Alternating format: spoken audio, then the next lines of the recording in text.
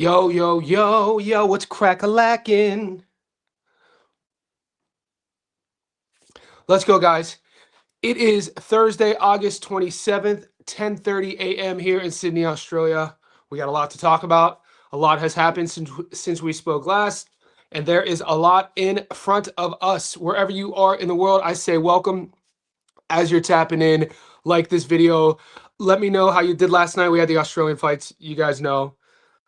Man, talk about an emotional roller coaster. This is why betting on anything betting on anything isn't for the faint of heart. This is why I only bet on boxing in terms of like substantial amounts. And when you think about the roller coaster of just watching a fight just without the bet, and then you know what I'm saying, a slugfest back and forth without the bet, it's an emotional roller coaster. You don't even have to have a dog in the race. Sometimes you just tune in, and then let alone you have a bet, and let alone you do what I do and put everything out there, and let alone we have our community and we bet on it. It can be frustrating. I was frustrated last night with the zoo draw, only because of I think it's pretty clear why I would be frustrated, right? But there's a lot of things that went our way. You know what I'm saying? So in life, I'm not going to sit here and tell you it doesn't bother me, but my mindset has always been optimism. I'm probably the king of being able to find a silver line in dark situations in life. And the older you are, the more real life dark situations you go through and experience. And it all prepares us to deal with the present, which is right now. Whatever you're dealing with, we're just dealing with a loss. Now, I did do a hedge in, I know it's not your classical betting hedge, but for me it was. I used the two books that I have offered to me in Sydney are Bet365 and Sportsbet. We know all of my bets are from Sportsbet. I like the interface. I like the functionality. The odds are better. We also know on Sportsbet, if you make money line bets and it's a draw, you lose your ticket. So I then used Bet365 and did all my bets on Bet365 on the money line, and it hit because the zoo outcome got voided, but it was a fraction of the wager. I told you guys for the last fortnight that was my biggest bet of the year.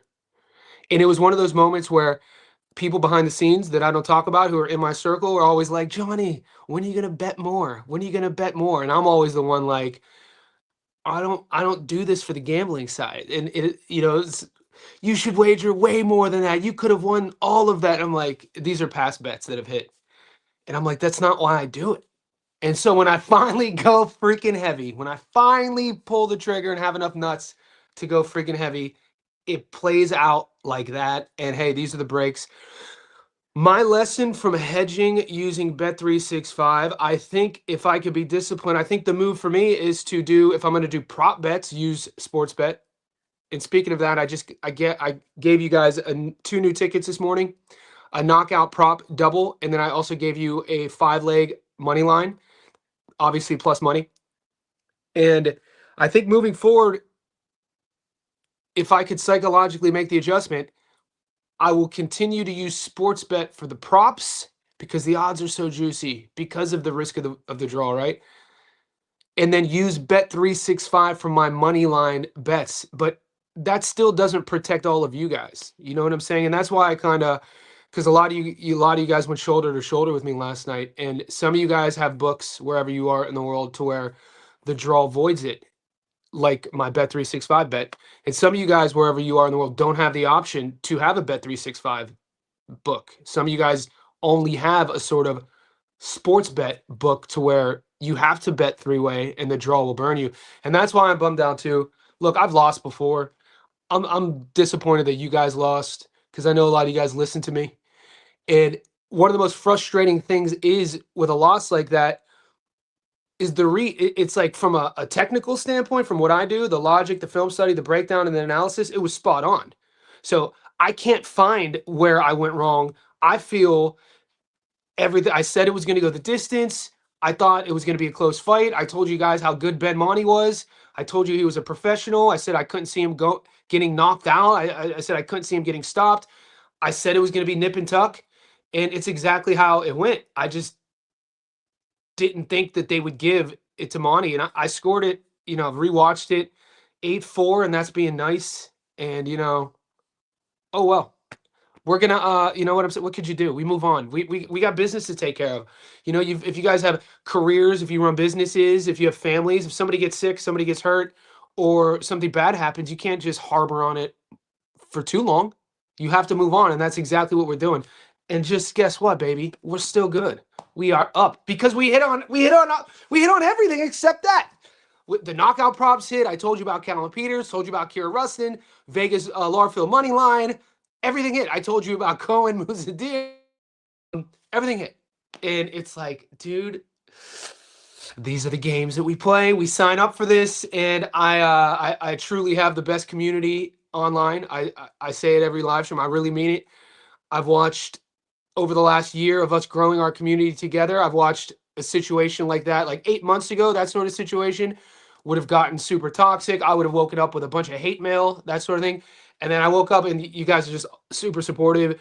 And it's just a testament to the trust that our community is building and growing as a community, not just with me. So thank you for that. And let's just look at the tickets real quick. And then I'm going to bring Julius on. The sniper wants to come on the live. We're going to talk about, we have a lot of work to get into because my book opened with a lot, many more fights. All right, so this is us. I do want to give a shout out to our community. This is Tipkin. This is when Foxtel in Australia were doing the YouTube prelims for the card, and he screenshot this and he put this in our Discord. Look at the boys, Barium's. This is our community out there rating the Foxtel No Limit live stream. I love this. This goes to show you. So Youngin goes Johnny, we up. Barium is in there. 9am in Amsterdam. Tipkin, JSB Insiders, we up. Kevin, JSB, and like, come on, dude. Like, seriously, this is what it's all about. And so we started the night on fire, man. Everything went to plan. And if you don't judge, like when I put these up, these are like my instant reactions, and this is why I don't put them on YouTube, because I get emotional. You know what I'm saying? And this is why I'm an emotional cat. I wear my emotions on my sleeve in the moment. So I'm talking my shit on these little shorts because I had to hear all week that Kira sucks. I had to hear all week that Kira was going to lose. I had to hear all week that Kira's opponent was going to beat him and that Kira never faced anyone like Simmons. And when this played out exactly how I thought it was going to play out, that's this reaction. It's me being honest, authentic in the moment, but my intentions are always playful. I'll talk my shit, but it's never meant to offend. And this is 50 cal. Same sort of thing. So this is our knockout double that hit, and this pays significantly. And this is also a lesson for you boys who you guys knew that I took Nikita on points as a prop. And then you guys also knew I took Kira and 50 cal by knockout. And one of you guys asked a couple live streams ago, Johnny, should I put all of them on one ticket? Kira and Nikita, and it lost because of the draw. But that's a lesson for you guys. That's a great learning moment. If you guys took all three props and didn't compartmentalize them like I did, and you lost and had nothing to show for, it's just a learning moment for you guys for strategy moving forward. And it's exactly why I do that when I give you all my tickets. And this is plus 122. This would have doubled your money, and this was taking Kira and 50 to get the knockout.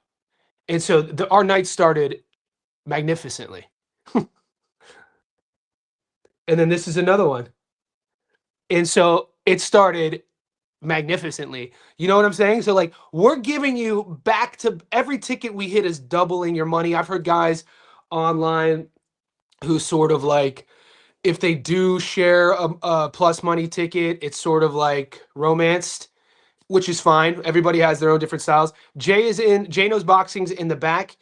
Jay, just wait. Give me about 2 more minutes while I catch everybody up and I'll bring you on. If you guys aren't following Jay Knows Boxing on YouTube, do it now. I'll drop his YouTube link. He's going to come on in about 2 minutes. But like we take this for granted in our community, creating plus money tickets, because it's what we do. And that is Max Reeves. And dude, how tough was Firth though? Oh my God. Firth just wouldn't go down, dude. I was like, is Firth gonna destroy our parlay? Is Firth gonna literally be our parlay killer out of his sheer toughness? But and then so this was the Max Reeves, Cohen, and Callum by knockout. So Callum fed us twice. That's how high I was on Callum. And if I would have been able to take Kira when I put this ticket in for knockout twice, I would have. And yeah, and that's that, right? That's right after that. I was so sad, dude. Okay, and this is the hedge on my end, in which I'm getting better. I use Bet365. I threw Reeves, Gratch, this is the A side one I told you guys about. Reeves, Gratch, Cohen, Kira, Callum. But the wager on this was nowhere near my mortgage parlay. And look, I do want to say, and the mortgage parlay is here. I do want to say, and this is the heaviest bet I've done in 2026, the heaviest wager, and I lost. It's fine. It would have doubled my money. It would have set me up for 2027, but it's all good. Lessons. And I also want to let you guys know, I'm never going to bet money that I can't afford to lose, whether it's a $20,000 bet or a $50 bet, wherever your range is. $50. Some people, it's tough out there, so I'm not assuming anything. If it's a $10 bet, 50,000, whatever you're betting, just make sure you're willing to lose it. And so when it loses, you're not hurting. Okay, I'm gonna bring Jay on right now. And this is the last thing, Jay, and then you're coming on like 10 seconds. This is our quarterly parlay. This is the silver lining I'm talking about. We started this June, July. It ends with Moses on the money line. That it will pay us plus 538. And then I think that brings us, yeah, okay. I'm going to bring Jay on real quick, my boy. Add to stage. What's up, Jay? What's up, man? What's up? How you doing, man? Doing good, man. Ready to eat. Yeah, dude. Talk to me. What was your because we all have our own individual experiences when we watch these fight cards. What was your experience watching that Aussie card? Mm, I would say that I was surprised that they gave Mahoney as much credit as he did fighting majority fight on the back foot. I was very surprised about that. Yeah, Um, yeah. Did you think? How did you score it? I mean, I thought we was gonna hit like 16, 16, 112, something like that. Um, Yeah, I, yeah. It really it really deflated everybody.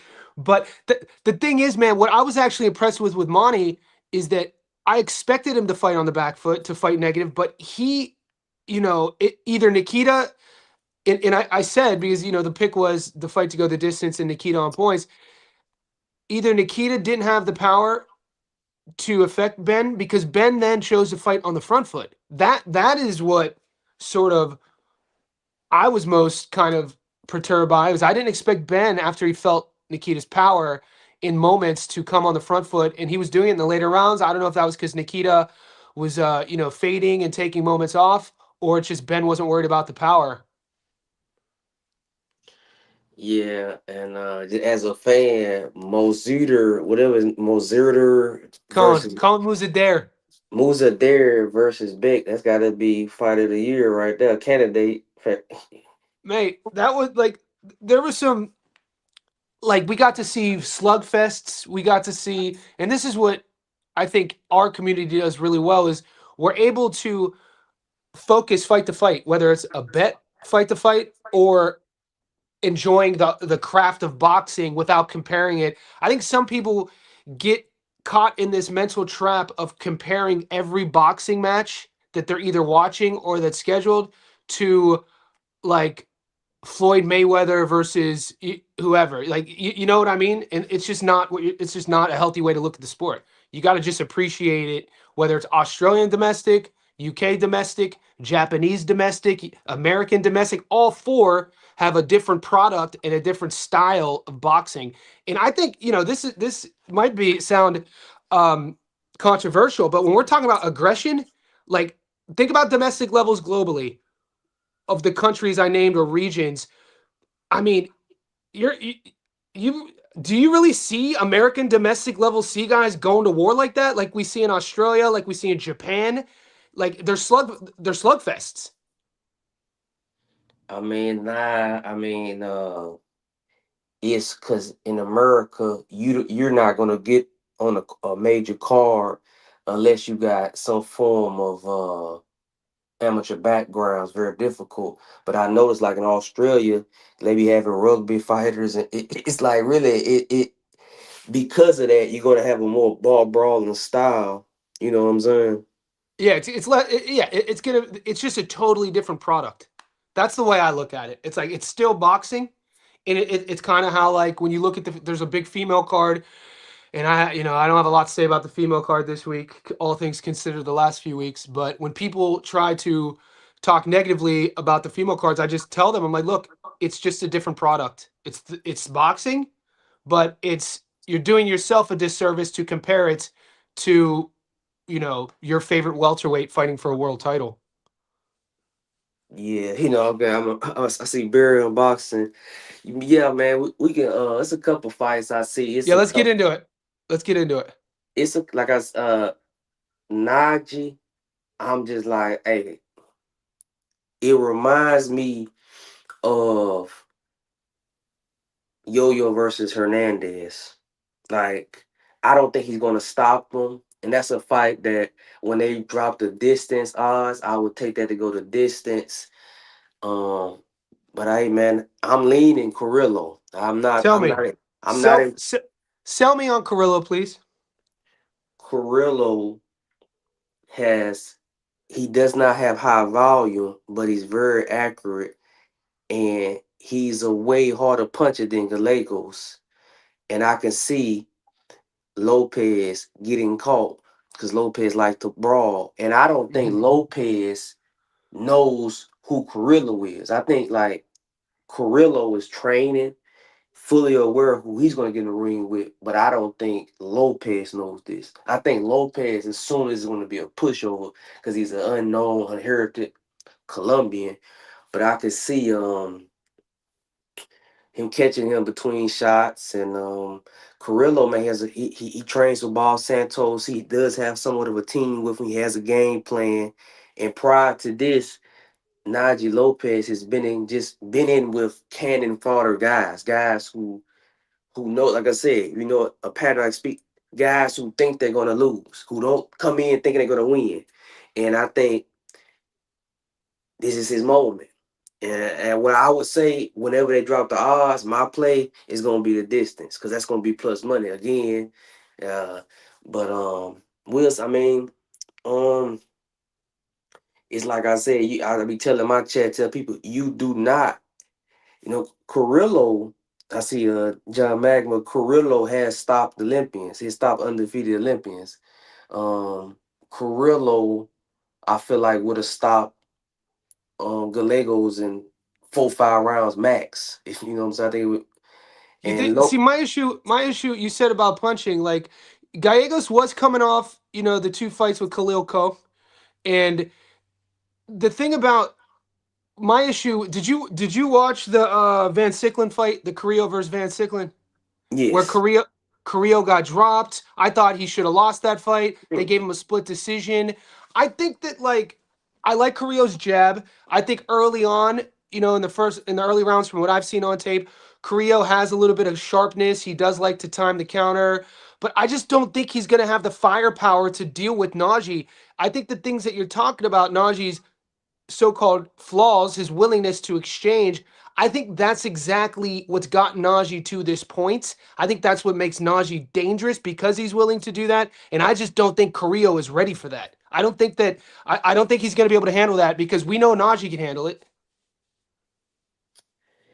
This is what I would say. As a parlay piece, he ain't stopping Carrillo. But like, I don't think he's gonna stop him. I don't. If he wins, it's gonna be by decision. And I know they're gonna have the distance at plus money, similar to Yo-Yo Who's and the Olympian that Carrillo stopped? Marco Delgado, whatever Uh, his name, was, guy from Ecuador. So an Ecuador Olympian. You All right, so know, John, yep, go on. and now another fight I'm looking at, Jordan White versus Luis um Valenzuela. Valenzuela. Um, Jordan White, he has disappointed, but it's like I said, what I'm trying to work on a little different. I'm gonna try to make a distance parlay this week. Y'all be on the lookout, and I feel like on that Pro Box card, if I had to drop it right now, my quick parlay, I like Mendiro, I like Martinez, and I like both the White Valenzuela fight to go the distance, and I like Carrillo versus um Najee. Lopez go the distance. Okay, so you're saying so your play on the Najee fight is the distance, but you're saying that you do think that Carrillo is going to beat him on points. If I, you know what I'm saying, I don't, because like, man, I've been learning, man. It's like the only time an underdog really wins, more I look at my database, if he's signed to the same promotional company. If a is rare that a guy, inherited guy who's not on a promotional company, foreigner, because I'm just, because I feel like I could see Carrillo winning we seeing him win, but him not getting a decision. Because he is 33, but I see they're going to probably have Najee Lopez by knockout at like minus 200, and I say similar to Yo Hernandez, take it by distance. Yeah, so they have on my book down here, Najee is 71% return, so $1.71 for the knockout, and the points are plus 250. Now, I just think that I watched an interview with RGBA, Coach Garcia. He was talking about Najee Lopez, and I've watched Najee this week. Garcia thinks that Najee is in a great spot to kind of not only get be successful in this matchup, but to put his name out there as the next in line in the division, considering how old the guys are at the top currently are. I think what's Najee 26? Yes. He's 26, kind of, grown ass man division, learning on the go. When you think about his fight style, in the division he fights in, he's only 26. When I think about Diego Pacheco, one of the reasons why I really was favoring Diego, now Diego's resume is one of the best, in my opinion, of a lot of any fighter in Diego's division under the age of 25, 26 years old. They're kind of the same age. I think with Najee, I think getting hit in that style is what also makes him who he is. I don't know if Carrillo. I've watched Carrillo get hurt before. I don't like the way Carrillo takes punches when he really gets hit. Like for me, it's if you haven't watched the Van Sicklen fight, watch the Van Sicklen fight. It was in 2023. They gave Carrillo a split decision. He was dropped in the seventh, and he doesn't wear punches well. And that bothers me when you're facing a guy who is sort of known for testing the chin. Like, I got to be honest too, man. Nobody expected Gallegos to be that durable. Gallegos, he fought Najee. He was fighting like a guy he was fighting for his career, Gallegos. And he took, you know what I'm saying? He took a goddamn beating and he was brave. And a lot of those exchanges on the ropes when Gallegos was on his back that Najee was getting caught with, I remember watching that fight. I was watching that fight thinking that Gallegos was fighting the fight of his life and it still wasn't good enough to beat Najee. What I So see that's just happen, my take. what I see happen on that fight is that Najee gonna be hit hard. He's ever been hit before, and I see a solid ingredient playing. I don't. I think he gonna, cause he gonna get hit early on, clean, and I want to see what he does, cause I think it's gonna be the hardest punch he's ever took in his life, and I want to see how he reacts to it, cause I know he gonna get hit. But like I said, we've seen Carrillo. Um, you would say in that fight, but that guy Van Sidney was undefeated at the time. I mean, yes, he was. But Van Sicklen was nowhere. I mean, when you look at Van Sicklen's tape and you look at the level of opponents he was going up against, If you it's notice me, whenever they got a young guy, they hyping him up as this monster. I like for him to fail in that situation, not lose, but not get him out of there. And you just said it, him by points, his going decisions plus money. I look for those fights, Yes, distance and plus money. I just I love them, but yeah, yes. It's a 10 rounder. I think it's a 10 rounder. he's a. I mean, Carlos, like I say, plus money is going on a distance. We love them plus money plays. Well, if you like the plus money distance, Carrillo's paying plus 1100 to win on points. It's kind of like if you guys agree with what Jay is saying. I mean, the odds are insane. I mean, the plus 450 on the money line is the play I would play if you were on Carrillo. But yeah, I like Najee. I think 19% on the money line is a good. It'll add something juicy. But I'm probably gonna prop this up. I just don't know which way I'm gonna go yet. The boys are at. Have you? I know people. I've guys. Just to let you know, I've taped Artravius Ingram, and he's fighting Bray. He's fighting a 21-year-old. But anything else on this card? Because the chat's going wild right now. There's over 95 in here. They're asking about the Baranchik fights, the Bray fights. Mhm. The what else on your mind? We knew the Najee one. What other one that you got a good read on?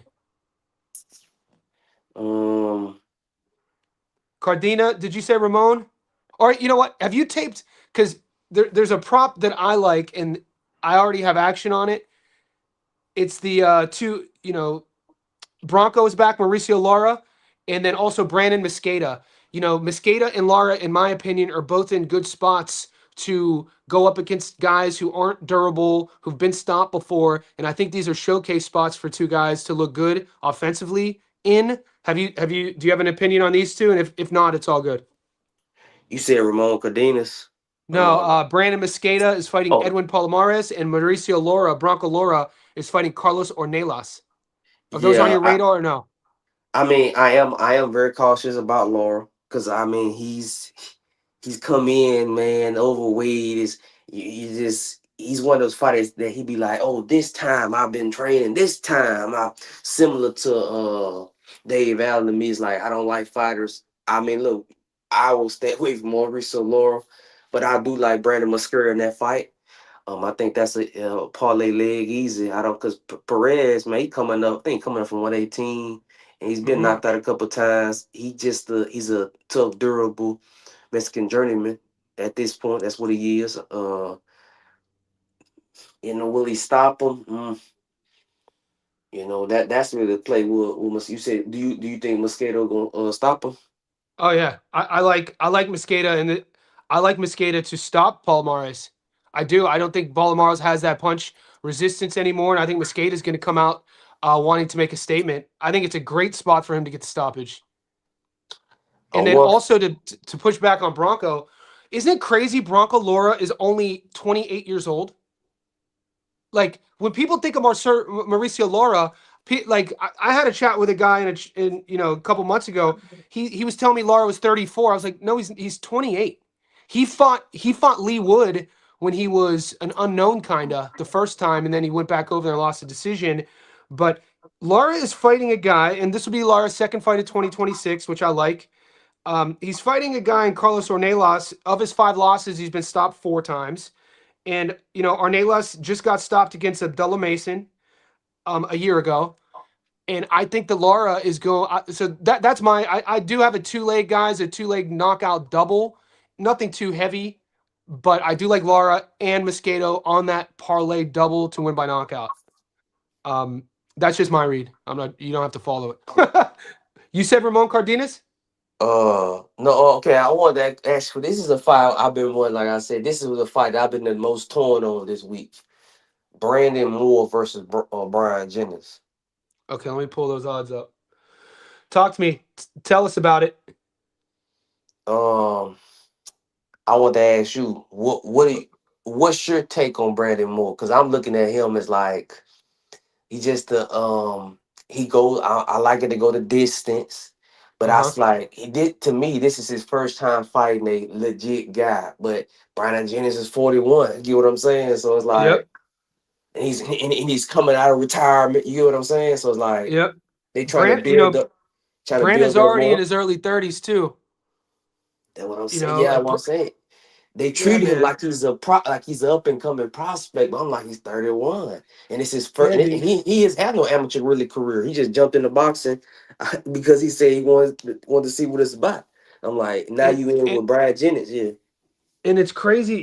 He went the distance with DeAndre Savage in his last fight, Brandon Moore. This is a guy that we watched get totally sort of Kiki Torres stopped him in his only loss.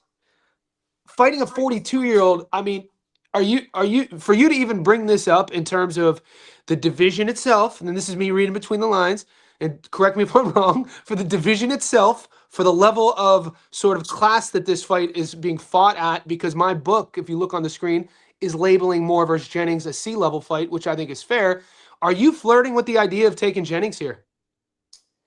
Um, it's like I said, this week. I see this fight going the distance. Brandon Moore, he doesn't. I've noticed in all his fights, he's always being he for some reason Salida is his heavyweight guy because they keep putting him in main event slots, and that's Mm, a fight I see going the distance. I mean, I don't see him getting out. That's why I say they trying to build him up by putting Brian Jennings. Brian Jennings got some craft to him. You know, he yes, Joyce couldn't stop him. And what I'm saying, yes. I don't think he's gonna stop it. That's one of the distance, y'all. Y'all, I'm gonna drop a distance parlay. I try to stay away from prop bets, but my money Okay. line, that's gonna hit y'all. I ain't missed the money line It, play yet. You feel me? But yep. Drop that drop the distance parlay. I'm riding, I'm kind of riding with your sort of philosophy this week. I don't have any action on the ladies just because I got too much PTSD over the last few hmm. weeks, all things considered. So, um, Brandon Moore versus, I got to be honest, I'm not getting props on it. The fight wasn't on my radar. When Brandon Moore comes to mind, I think about him getting stopped against Kiki. And when Brian Jennings come to mind, I got to be honest with you, I thought he was retired until you brought him up. And he's fought. This will be his third fight in 2026. What's that tell you about a 41-year-old? Is he given one more go? Does he see sort of room in the heavyweight division domestically in North America, or does he need money? You know what I'm saying? He took 5 years off between the Joe Joyce fight and the Cottle fight.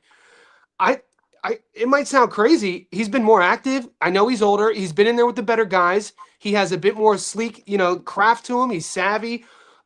It's not a fight that was on my radar, but I wouldn't be shocked if some of the boys would entertain Jennings being live in that one. That's what I'm saying. I mean, I see he's on the comeback because I was watching the video. YB Sports, the guy in Philadelphia, and I remember he was training. I said, "Huh." I said, and then this came out the blue. I said, "Okay, he's been trying to make a comeback, but man, I'm viewing it as a desperation. You get what I'm saying? It's like you come out of retirement in your 40s. I'm looking at it like you need some money. You know what I'm saying? Yeah. Uh, Okay, so Terry is saying he thinks Carrillo is worth a sprinkle. And if you guys don't know Terry's a former pro boxer, so he grew up in the ring. So he knows what he's talking about. So he's kind of, not putting words in your mouth, Julius, but he's kind of siding with you on that sort of lane. He's actually just digging his toes a bit deeper with saying Carrillo is worth a sprinkle over Najee. All right, Terry, how do you see? So you think Carrillo? I just didn't like his tape, guys, when I taped Carrillo, and maybe for me it's recency bias in just the romance of our sport, watching Najee in that slugfest. And I'm able to kind of look past the flaws in his defense. I think that's fair, but he has, I don't know, man. I think Najee. I've seen him be crafty before. You know what I mean? I think Najee's more versatile. I think at 26, he's still confident enough to choose to fight a certain way rather than have to be relegated to fight a certain way. You know what I'm saying? Some guys, due to their skill set, they're relegated to only being able to fight in a certain way. Najee, I've seen him before choose to not engage in slugfests, choose to not get hit as often as a guy like Gallegos, who probably had no business hitting him that much, was hitting him. So it's interesting for me because when I watch Carrillo, I see a guy he falls apart mid rounds. I don't think he has good punch resistance. So Terry says, I'm just saying that if you're going to go for Lopez, the odds don't. Yeah, okay, that's and we are a betting community. It's very fair. Yeah, and we know how volatile the prop market is. And so Jay, you say this as of late, your prop game is simply will the fight go the distance sort of stuff rather I'm than t- method of victories. I'm starting to pick up on that. That's something I'm starting. Yeah. It seems to me that when it's an upset prop, right? It's Yep. more looking at my data. It's been Yep. more going the distance as a plus than a knockout plus. You know what I'm saying? It's been less Uh, knockout pluses than it is distance pluses. It's been way yeah. more of those. Nikita Zoo versus Mahoney, that one he just happened.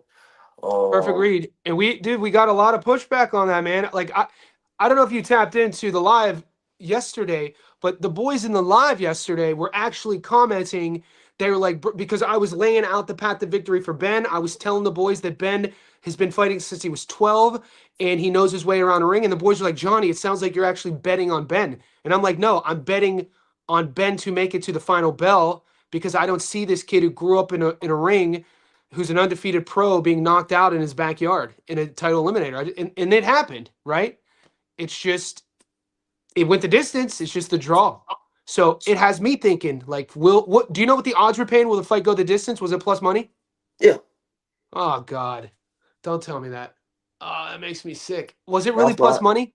Yeah, that's what I'm saying. I've been this Bro. the pattern. This the pattern I've been picking up on. When you have a B Bro, that side, might, like, do you know if Teo on points wasn't plus money? Or, nah, no, Teo to go the distance wasn't plus? nah.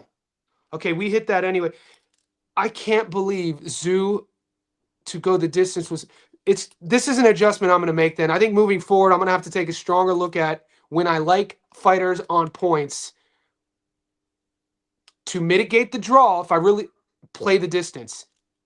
Because like I said, it I'm is plus writing it money. That's down. this the B side. When you have a B side who's never been stopped, and you have the odds minus 100, minus 200 not to go the distance, that is a high chance of it going the distance.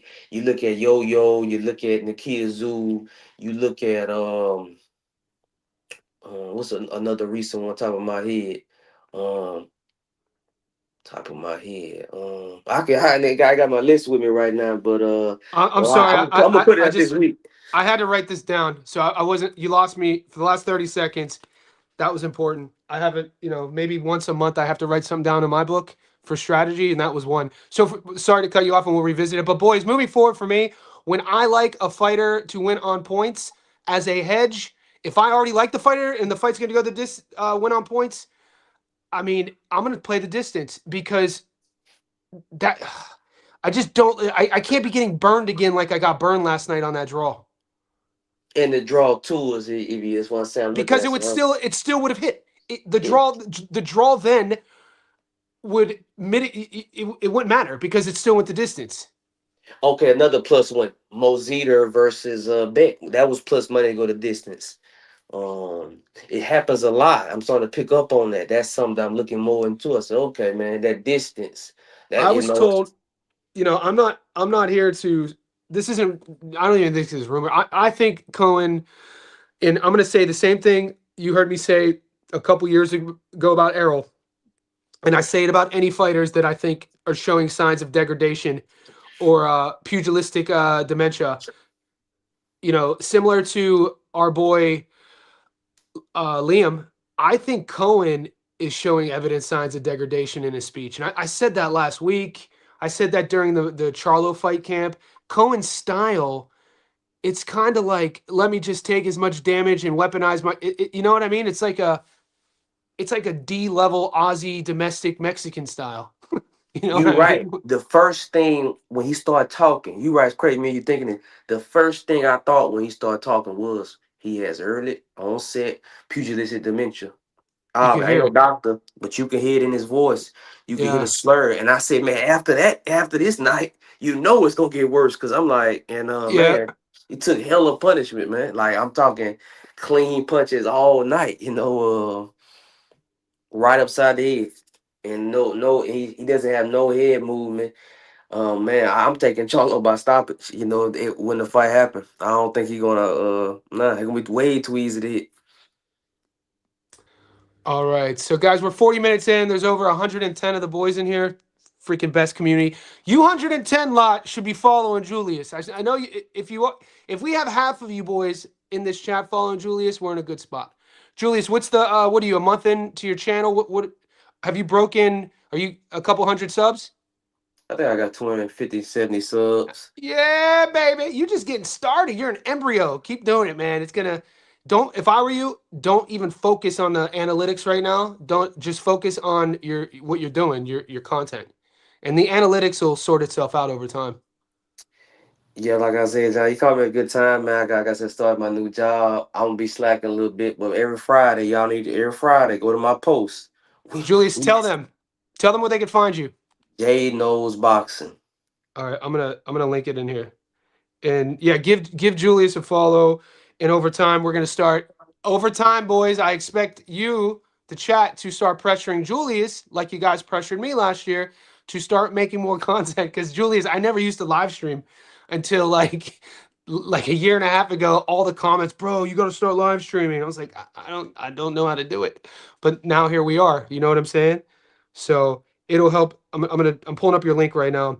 Do you see any upsets this week? I mean, you talked about Carrillo. Is there anybody we're overlooking? Sometimes there's weeks where there aren't any upsets. Sometimes there's weeks where the fight week comes to an end and we're like, shit, how did we not see that one? Anything that you kind of have your eye on in terms of maybe the odds have it wrong? Hmm. Like I said, if I had to pick a guy, right, who I feel has the best chance of an upset, I'm saying Jordan White. Jordan White. Okay, guys, that's short dog. And if you're in the chat, there's 110 right now.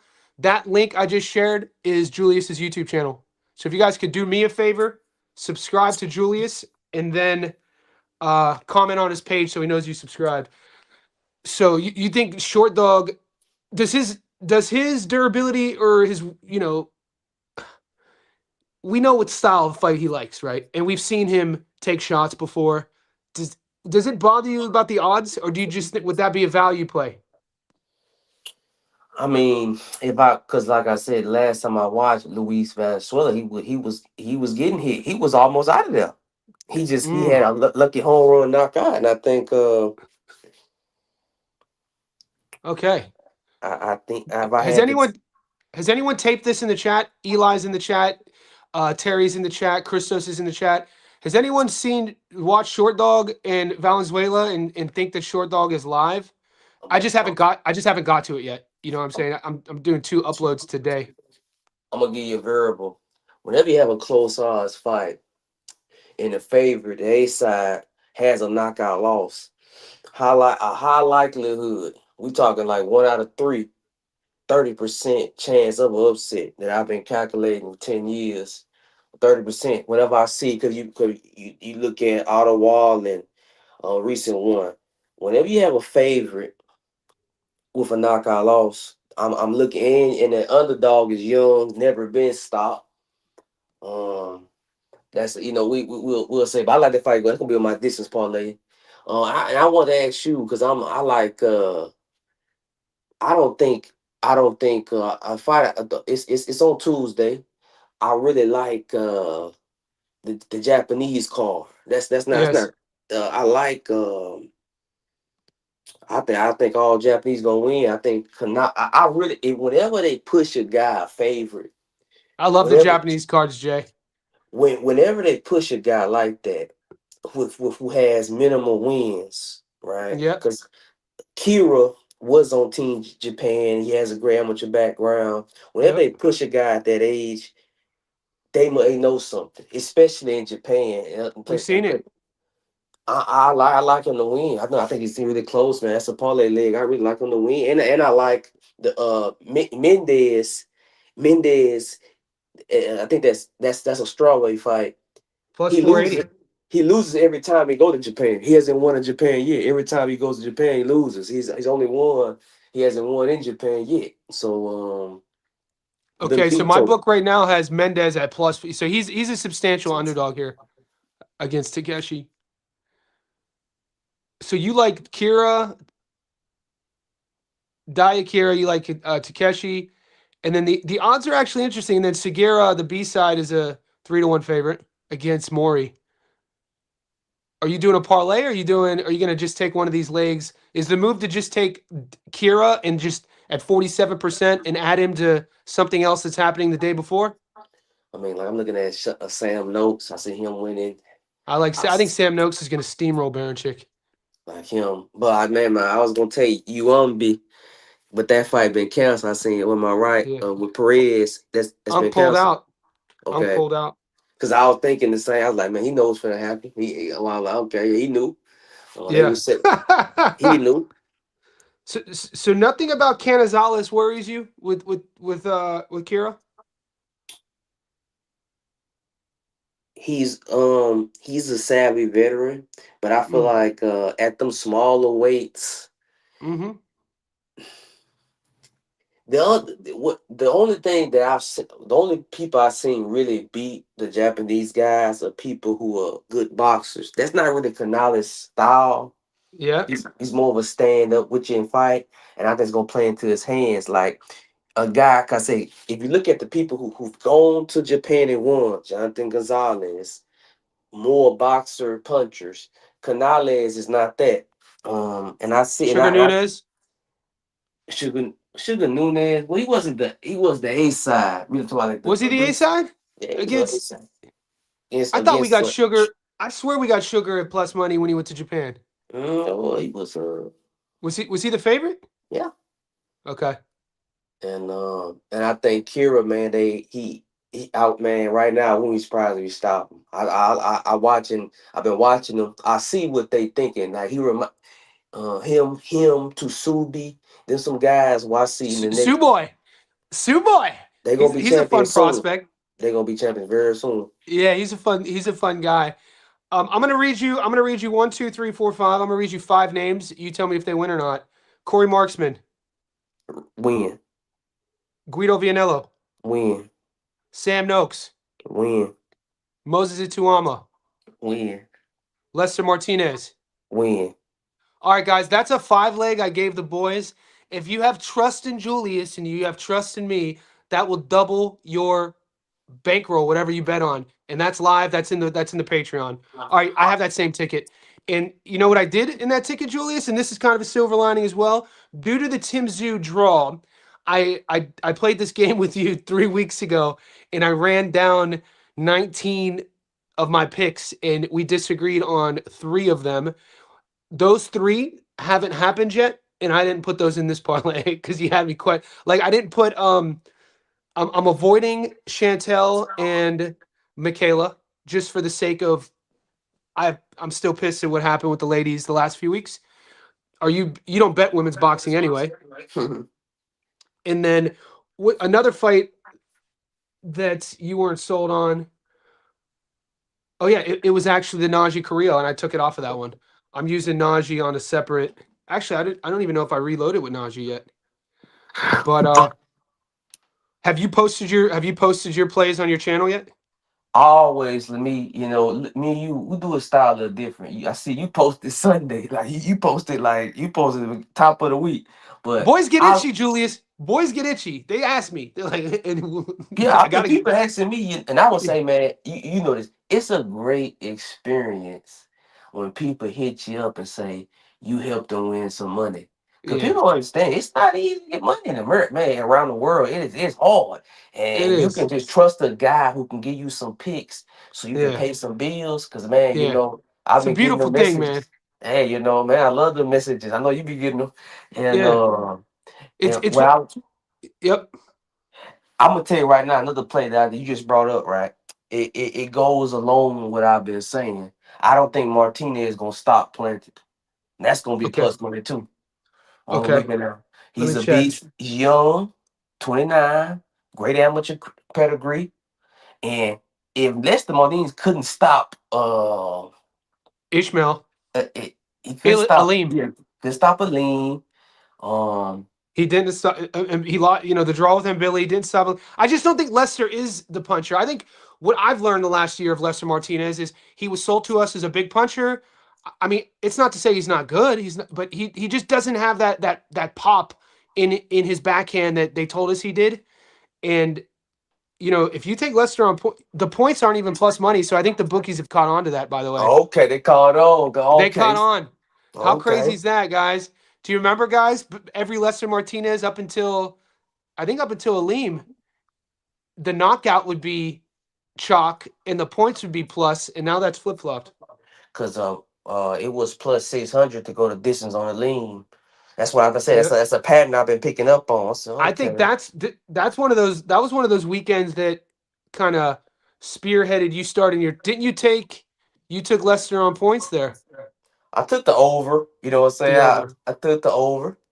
But yeah, Okay, guys, if you like Lester and Plantich to go the distance plus 145, I mean, oh, it's plus 145 go the distance. yeah. Or my bad. My bad. 52%. Okay. It's 52%. So Uh, you're getting 52% return to go the distance. But wouldn't Leicester on points at 76% be the smarter play, or would you do the distance to mitigate the draw? man, I'm not sold on Martinez. Like I Yeah, think he's gonna same. struggle. I see him winning, but it could be a draw situation. Like cause I've been looking at Planche. I've been knowing about Planches for a minute, and he's a Mm. very crafty guy. And I feel like this is hands down. Well, nope. I wouldn't say it's his second best because but I think Plantich is world level. I think he's a top 10 guy. He's not. He doesn't. He think he's gonna win. He coming to fight. He thinking that, oh, I got him, and I like that. Like, so I look at a B side. Who is the B side? Is he a journeyman? Does he think he can win? Is this a competitive matchup? This is a competitive matchup this weekend. This is not a. It's a lot of pressure on Martinez, man. They're trying to really build him up on. So I see. it's a big weekend for Croatia because Hrgovic has the opportunity to become Okay. Croatia's first ever heavyweight champion, and Plantic is another Croat who's in a main event spot. 13-0, um, 10 knockouts, 5'11" and a half. I mean, the only thing you could, he stopped Jack Cullen, which is an okay name. The only thing you could say is that he turns over in 2018. He takes 4 years off one time. He's been a little bit more active. This is his first fight in 2026, so he hasn't fought in almost a year. I mean, I don't, I don't. When I watch his tape, he looks a bit. I don't want to call him basic, but he doesn't look like a guy that's too hard to figure out. who you talking about? Martinez? Plantich. Plantich. I think, like I said, he's one of those guys. Like I've been looking more, trying to I always trying to like build categories. Similar to Hmm. Mahoney. These are guys who know their way around the ring. They may Yep. not be explosive, they may not be flashy, but they understand how to position themselves to roll with shots, to they know how to clinch when necessary. They understand how to survive in a boxing ring. That's what Yes. they know. You said that like, about Mahoney. And when I Yep. watched the fight, I said earlier, I said, yeah, it's going a distance. I didn't take Mm-hmm. that as distance, but I said, yeah, that's something to pick up on. When you got a Mm-hmm. B side, never Mm-hmm. been stopped, Mm-hmm. who knows his way around the ring, man, I'm looking at distance. Yeah, and it's great, and this is why our community is spot on with our chat. Everybody's in the chat, and yourself and myself included, is that we learn from each other. You know what I'm saying? We pick up on things, and some people might hear us talking about, oh, they're talking about picking up on patterns. What are they talking about? It's like no, boxing is it's very insightful. You know what I'm saying? And betting on boxing is also very insightful. Now the so we covered the Plantich. You think it's going to be a competitive fight? You think the Plantich is going to win some rounds against Leicester? I think yes, I think that people are gonna be surprised on Saturday. I think he's gonna put up. I think he's gonna lose, but I think Yeah, he's gonna be there. I don't think he's gonna drop him. I think he's gonna be there yeah, all night. yeah. Okay, so that's a. I just right now I have a play. Damn, there's so many fights. I think sometimes we could give ourselves anxiety with seeing all the different options, which is actually a good issue to have. Terry Lance says they're positioning Martinez for Canelo. Unfortunately, the dirty part of boxing will show its face if it's close. This is coming from a guy who was a professional boxer. Chat, if you didn't know that, so that's he knows the game inside and out.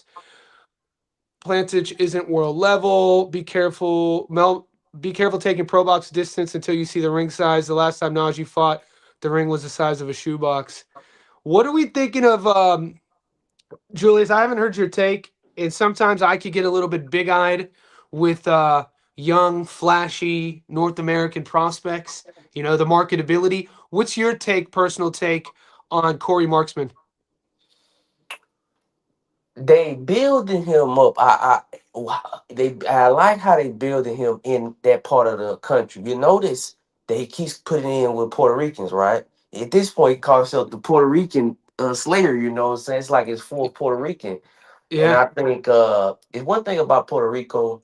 It's one of those places where it's a billion boxers, Uh and huh.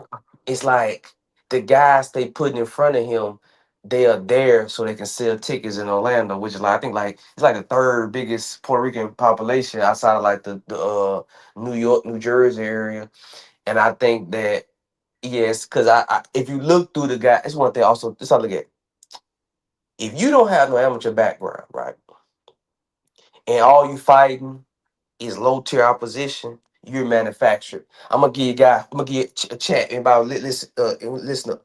Manufactured fighter. What is that? Sundre Simmons. That was a manufactured fighter. Yes, he was undefeated. Yes, he had 9 knockouts. But if you look through him, he ain't fought nobody a note, and he was just there to build up Kieran Rustin.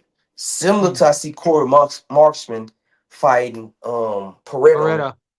Do you think Similar. that Beretta? Do you think that Beretta is a step down from Gomez, Marksman's last opponent? Yeah. So do I. So do I. And that's what it was kind of like. I wanted to see where your head was at, and I didn't want to. The teacher. I know you're a teacher as well. So the teacher in me doesn't want to give. I don't like giving the answer first. It's how we frame the question, right? When I'm doing the tape, and the Gomez, we ended up getting. So the bookies are catching on to us too because Marksman opening lines against Gomez was a plus 140, and now he's obviously the favorite against Beretta, and Marksman looked fantastic. It was nip and tuck for the first few rounds, but you got to see Marksman's class, pace, versatility really start to frustrate Gomez. When I watch Beretta's tape, all I really see is kind of a decent lead hook. He's kind of sneaky with it, but I don't. I think that Gomez would beat Beretta easily. Why do you think? Do you think the matchmaking? Do you think this matchup? Then you got to say then this matchup is made for Corey to shine. Yeah, and this is something I noticed. It doesn't happen a lot, but I remember. Okay, with this, it's an old example, but I remember Pacquiao was watching when I was coming up. I didn't pick up on it, but I see it now. When they first brought him to America, what they did, they kept putting him in with Mexicans. They put him in with Barrero. They put him in with Morales. They put him in with Juan. uh and they got you know what I'm talking about. And they Yeah. built him as the executioner. I remember used to call him that. I didn't get it. They are building Hmm. Corey Marshman as the Puerto Rican executioner. That's what they doing. That's what they build him Yeah. as. You bring the Puerto Rican fan base in. He's Yep. on his black guy, flashy black guy. They all rooting against him, Yep. but and they want to lose, but he gonna win.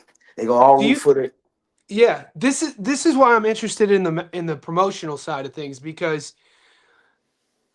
when you see a guy who goes into a fight week as a dog and you see him excel and shine, and then in his very next fight they wrap a main event around him. I mean, I'm not going to sit here and tell you I knew Corey Marksman was on my prospect list 2 years ago. I've covered his last three fights, but all of a sudden now it's great to see Corey getting a main event spot. It's almost to me because my final point is, is it? Do you see him stopping Beretta? if I had to lean one way, I gotta say Beretta's a nobody box to me, man. He's a manufactured guy, man. And when he get in the ring, I don't know how he gonna deal with the pressure from Marshman. Cause Marshman is gonna throw some heat with him. I don't think he never faced it. Cause like I said, Beretta was fighting guys, man, 1 in 21, one in nobodies. And I ain't Yes. trying to diss them, they all professional boxers, but it's levels, it's tiers to boxing. And every guy, Marshman, No, I mean, if I had to say, I mean, it reminds me this fight. I look people disagree with me, but there are patterns that I see. I'm picking up Yeah, on. This reminds me exactly of a fight yesterday, today, my bad, today where I'm at of Kira Rushton and Sandra Simmons. Because I was watching it while watching the Australian card, they was like, "Ooh, Kira Rushton is in there with a power puncher. He's yeah. undefeated. He's this and that." And I'm like, man, y'all not doing. Y'all just looking They at weren't that. in our Oh, chat. They weren't in our Discord. that makes sense because I say we look past the O. Just Yeah. having the O is not to me. It like No. I said, boxing is circus. The Uh O huh. could be, what I'm saying. It's see they thinking that this is the conference championships. Like in NFL basketball. If both teams are undefeated, they are legit. Ain't no you can't be an undefeated team in MLB, NFL, college football and be a mirage. But in boxing, we got guys in boxing around the world 20-0, 30-0, 50-0 who ain't never done nothing. Yeah. The kid from Texas comes to mind who's what, 46-0? Yeah, Who's yeah, who's yeah. never who's never fought out of the C level, maybe D level. So what I thought of you when they made the Sandre Simmons matchup for Kira is because I knew he had that Bermuda connection. the last one of your last takes was about the Bermuda national team. So did you know Simmons didn't make the Bermuda national team? Um, he didn't. I He say did. I knew. I knew. Yeah, I knew he didn't make it because He he, didn't he was make the a. Bermuda national team. And a couple weeks ago, the take was just because someone made the Bermuda national team, that doesn't mean anything. So in my head, I'm like, oh, this dude didn't even make the Bermuda national team. It's like places in the world. It's like if somebody said I made the Myanmar national team. I'm gonna look at you like, But I mean, even like I said, the Puerto Ricans. I'm thinking they just have so many boxers that I'm thinking to myself, I like, what is the boxing program in Puerto Rico? I'm like, it's amazing that the island could produce that many professional boxers. Because I'm like, Yeah, it's only it's like a way four. out. It's a It's way only like out. It's 4 million. baseball and boxing. It must know, like I said, it must be a boxing gym on every corner. Because it's Well, like, yeah, Eli says I respect. Said listen, this is why it's important, boys, to not have an echo chamber. We need both perspectives. Eli says I respect Corey still taking a shot at Barreto. He's a real 135 pounder with Kodo promotions. He's hungry, coming with everything. If Corey gets sucked into a firefight, watch out. I brought this up in my breakdown. I did a breakdown and analysis of this matchup, and the one thing I did mention, Eli, is the fact that I do like Beretta's lead hook. Only because it's sharp, it's clean, he disguises it. Some guys who are boxer punchers, their lead hook, they go to the well too much and it's loopy. They're not turning their whole body. Like Beretta throws his, he'll disguise it with his shoulder and like he's throwing it at an awkward angle. And I've seen him hit guys with it. I just don't know. It's hard to see if he's going to be on the level of Corey because Corey's going to give him that fight. And if Eli is his point comes to fruition, I then think the knockout would be live because I don't know if Beretta will be able to not necessarily deal with Corey's power, but Corey's power and volume because Corey throws a lot of punches. yeah, but right now, hey, Garrett, oh no, my bad, Johnny. Johnny, My bad. come on, boo boo. Hey, 3D in the but house. Gary's probably in the shadows. Shout out to 3D.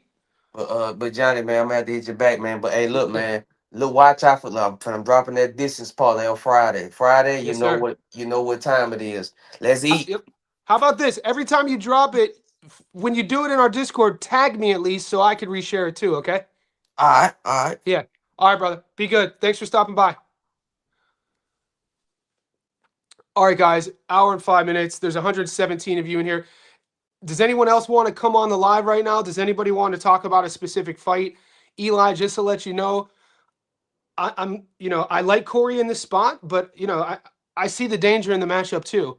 And it was interesting that the question I wanted to ask Julius, you guys heard me, was does he think that Beretta is a state? Do you think Beretta is a step down from Gomez, Eli? What's your take? Who would win?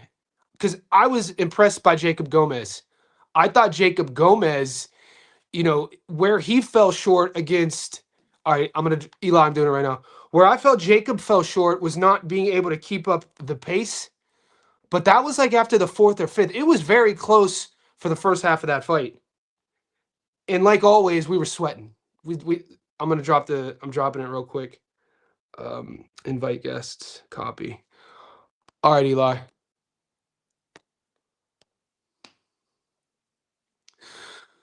So guys, this is one of our JSB insiders, Eli, and he's dropping a good perspective, an opposite perspective on the marksman outcome. So it's always important to hear both sides, and I'm always open to being entertained on both sides too, because even though I watched all the Beretta tape I still didn't get a good inclination of will he be able to withstand Marksman's versatility. And Marksman's a guy who used to, on the way up was known as a guy who was stopping people, and Beretta stops people. So then it's like, will Marksman be able to take Beretta's lead hook? We'll see. All will be known in due time. That's what I always say. All right, Eli, I'm bringing you on. What's up, buddy? Hey, Johnny, can you hear me? Yes, sir. Loud and clear. Talk to me, brother. Talk to us about Beretta. Man, I did a lot of homework on Beretta or Barretto. Yep, Barretto. My bad. Yep, Barretto. No, you're good. You're good. But look, he got with Coda Promotions about, I would say, a couple years ago, maybe more than 2 or 3 years ago. And he's been with Coda Promotions, fighting locally in Puerto Rico. There isn't a lot of 135 pounders that he can fight in Puerto Rico. The money's not there. This is his first big shot. I watched a lot of his interviews. He's hungry. He's a stocky 135er. And if you've seen him fight, he has really good speed. And and I'm Puerto Rican myself. And the problem I got with Puerto Rican fighters, they're all offense and they lack defense. And it's frustrating. This guy has both. He has good speed. He has power. He has good defense. You'll see him on the high guard. He counters well. He moves his feet well. I watched Corey's last fight just recently. And the guy that he fought, I forget his name. I just said it on the Gomez. Chat. Thank you.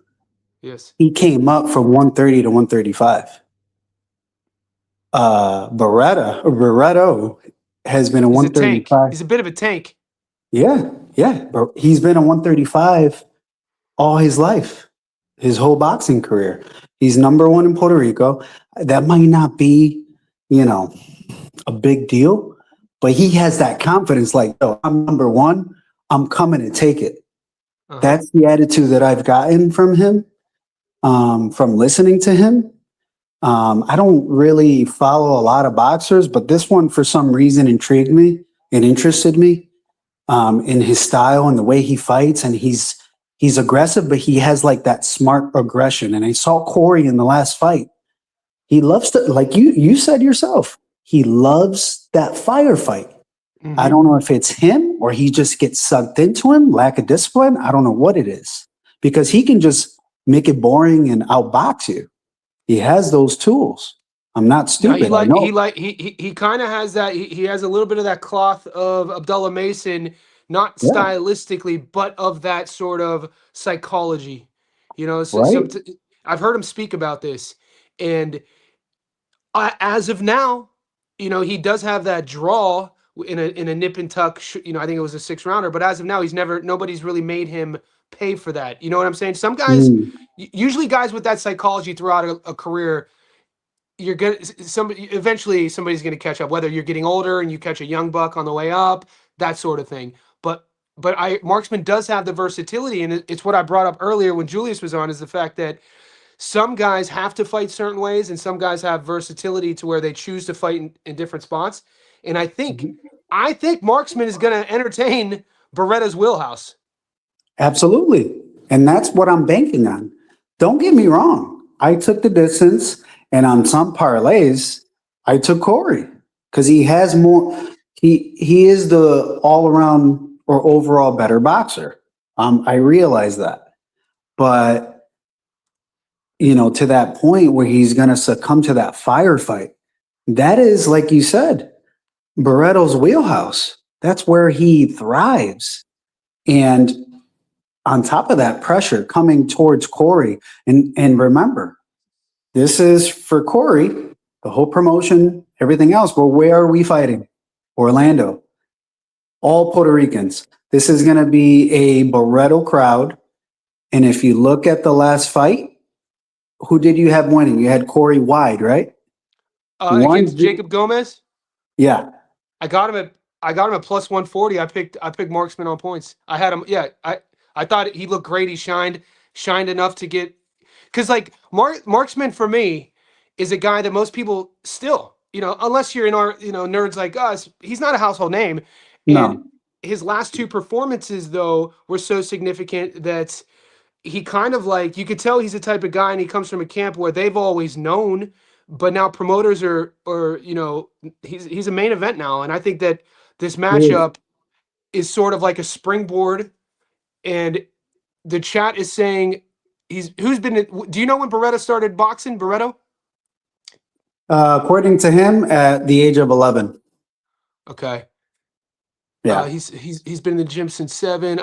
He's hyping his fellow countrymen. It's okay to hype our fellow countrymen. I'm trying to see Alex Bray. So what's your official pick of My this fight? You official said you pick like is the distance. And on my second parlay, I'm taking the over. Okay. I don't see a knockout on this fight. Okay. But what I was saying from before, the last fight, one judge had it 94-96. Okay. Yes. Yep. This fight is going to be a lot closer. And if I dig even deeper, it's the Florida Commission. It's going to sound silly, but it's true. They're going to have at least 1 or 2 Hispanic judges. Okay. It's going to be a Puerto Rican crowd. It's in Orlando. If Barreto puts that pressure, like I know he will, all fight and comes in hungry, they might give it to the pressure fighter. So that's why I say I'm taking the over and I'm taking the distance, because I don't think, unless Corey upgraded overnight, I don't think it's going to be an easy fight for him at all. What do you mean? Clarify what you mean by unless he upgraded overnight. Like from the last fight, how he got into the firefight? Where do you think that he felt that he needs to upgrade? I think he could have made it easier in the last fight.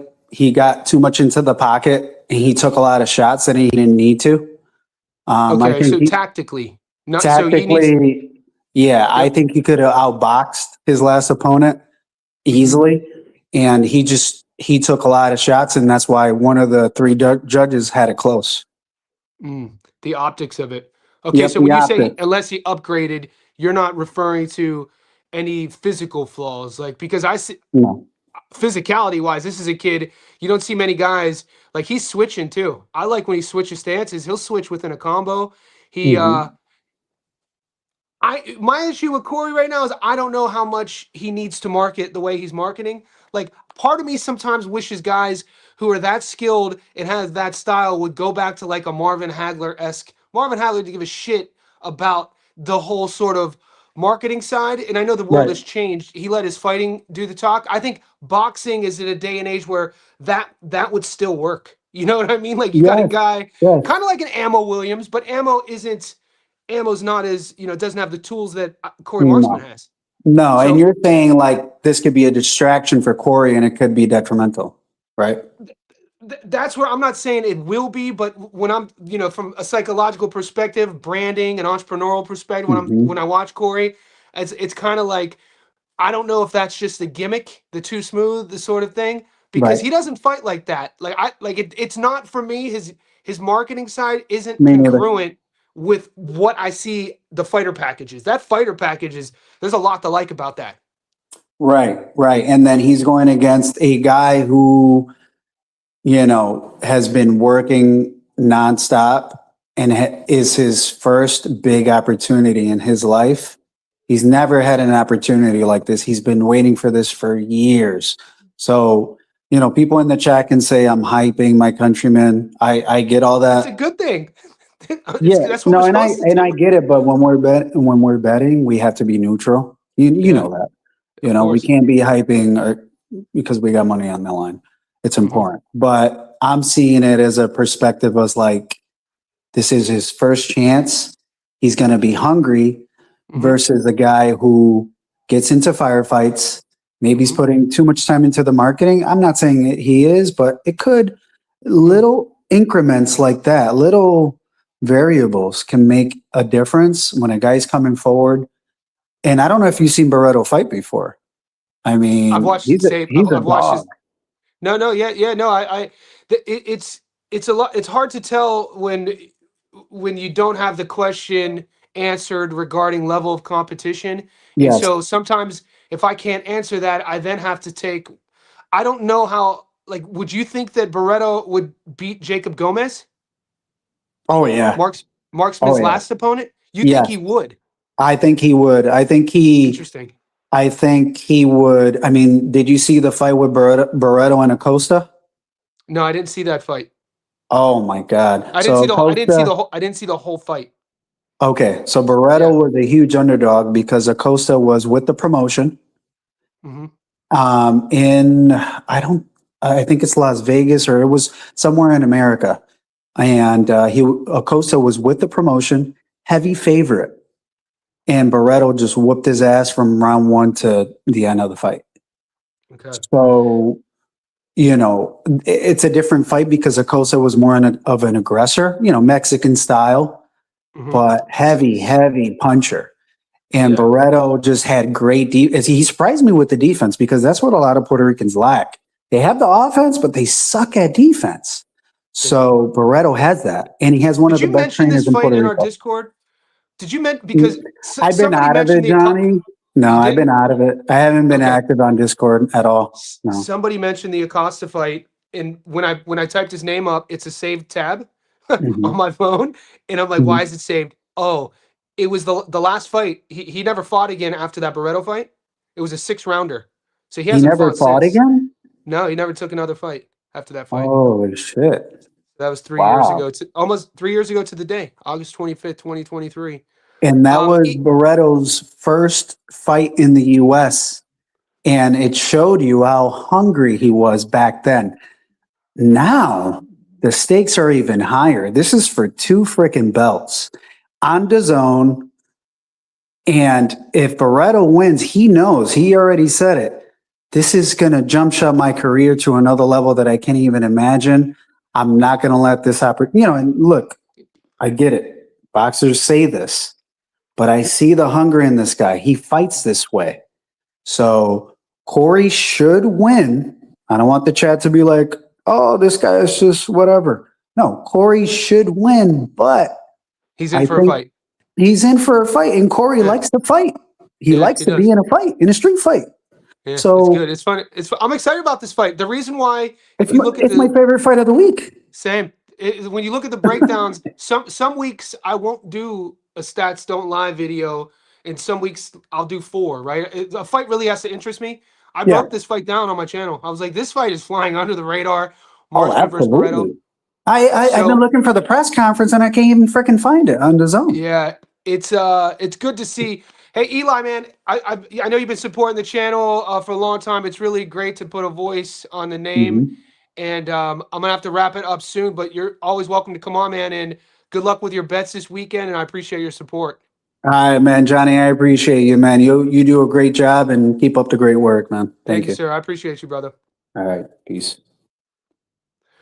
All right, guys, we've been on for an hour and 20 minutes. That was Eli. Eli goes, and this is why it's important to have contrasted opinions. Eli didn't come on here trying to sell you on anything.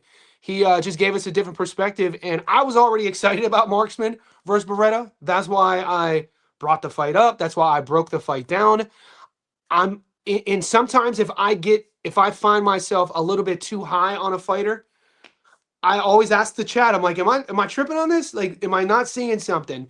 And it happened. Doesn't happen a lot. A couple weeks ago, we had maybe 30% of you guys were saying Oliha was going to beat McKenna, and I remember saying right off in the chat, I was like, am I tripping?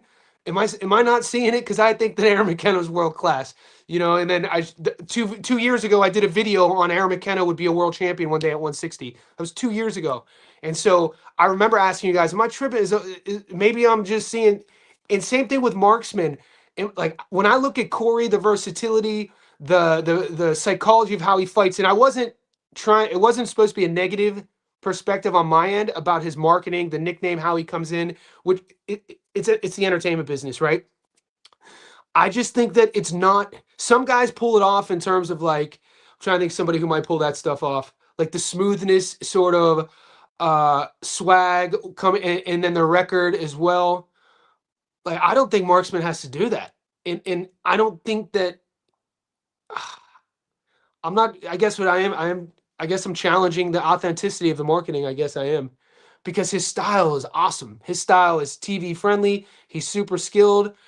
Um, Yeah, I put him up there as another one. There's probably a short list of North American fighters that don't get spoken about enough, that aren't household names, and he's in my top 10 of that category. 25 years old, maybe 26, and it's great to see him getting a main event.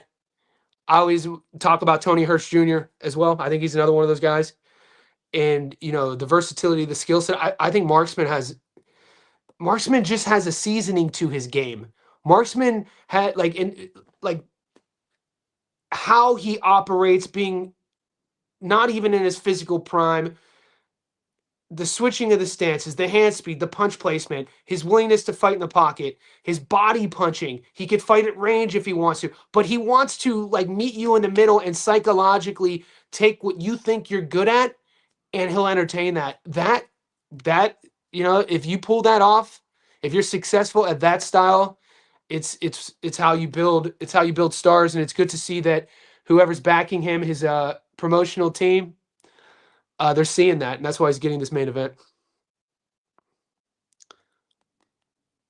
Marksman at home, they have set it up from always. Suna versus Hadith. What's up, brother? JSB Insider, but equal bias is real. We all have our biases, you know what I'm saying? And I think that it's okay to be biased.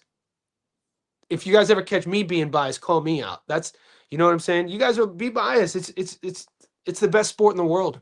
I actually gotta say, it's not like Eli was being biased though. Eli was just coming on to drop a different perspective. I don't think that was a biased take at all. I think that this was coming from a guy who, has watched more full fights of Christian than I have. I was told to watch that Acosta fight. I couldn't find that Acosta fight. Eli probably watched that live.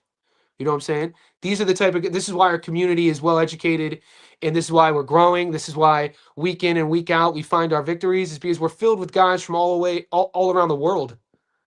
And, not everybody is going to have the most knowledge about every fighter that we break down. So I think it's a good thing. I think Eli did an exceptional job actually not being biased. I literally said Corey should win, but gave my counters. It's all good, man. What's up, Bricks? He on upset. He live?